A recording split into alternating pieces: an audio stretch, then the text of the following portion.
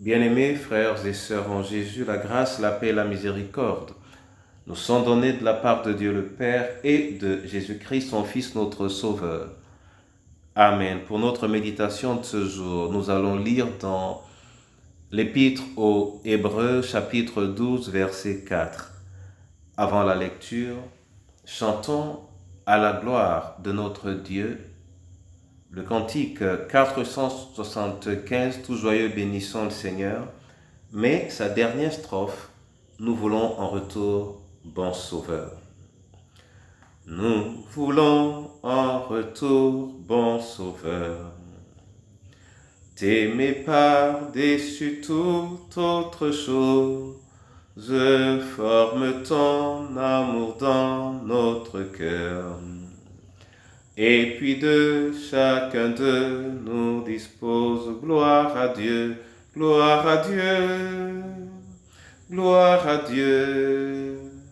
Que ce chant retentisse en tout lieu. Gloire à Dieu, gloire à Dieu. Que ce chant retentisse en tout lieu. Je te bénis Seigneur pour ton amour, je te bénis pour ta gloire. En ce jour du renouvellement de ta miséricorde à notre égard, ouvre les écluses des cieux et manifeste ta gloire à travers ta parole en nous donnant de l'assimiler au nom du Père, du Fils et du Saint-Esprit. Amen. Hébreux 12. Verset 4. Là, il est écrit: car vous n'avez pas encore lutté contre le péché jusqu'au sang. Amen. Bien-aimés en Jésus, cette parole est un conseil qui a été donné aux chrétiens d'origine juive et qui certainement avaient des challenges qui leur étaient propres, quoique l'évangile ne soit pas différent. Et dans l'effort de l'auteur de l'épître, il arrive que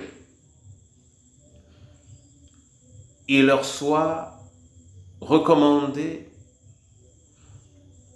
de lutter contre le péché jusqu'au sang.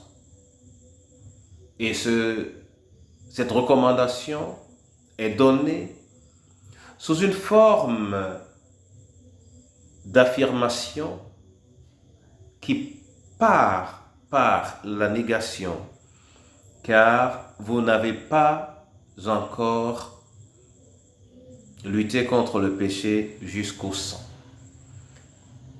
Bien-aimés, tel est l'appel du chrétien. Le sang de Jésus a été versé sur la croix afin qu'il nous rende capables de nous détacher du péché. Voici l'agneau de Dieu qui est venu ôter le péché du monde. De la même manière donc, nous qui sommes chrétiens, nous devons apprendre à lutter contre le péché jusqu'au sang pour préserver, jusqu'à notre sang, pour préserver le caractère particulier, supérieur et majestueux du sang de Jésus, pour proclamer en réalité la perfection de ce sacrifice pour notre vie renouvelée et pour notre salut. Nous n'avons pas encore lutté contre le péché jusqu'au sang.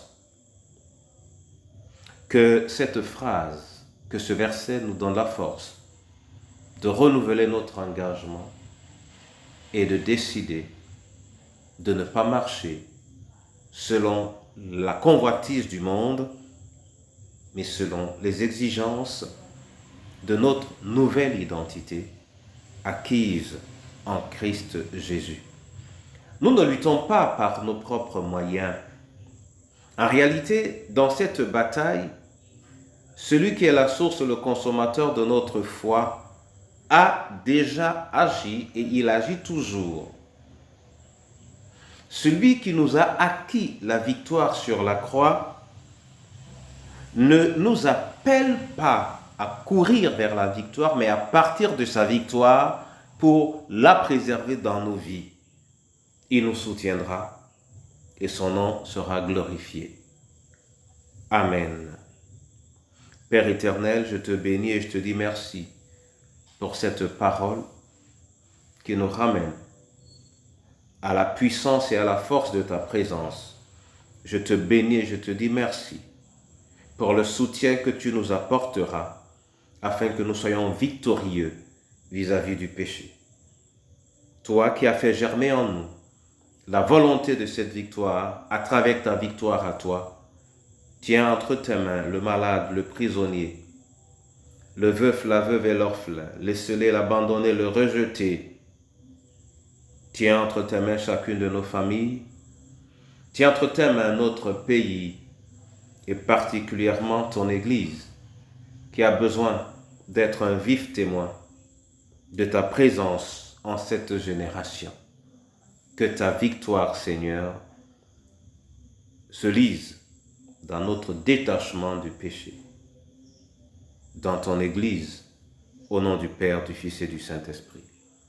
Amen.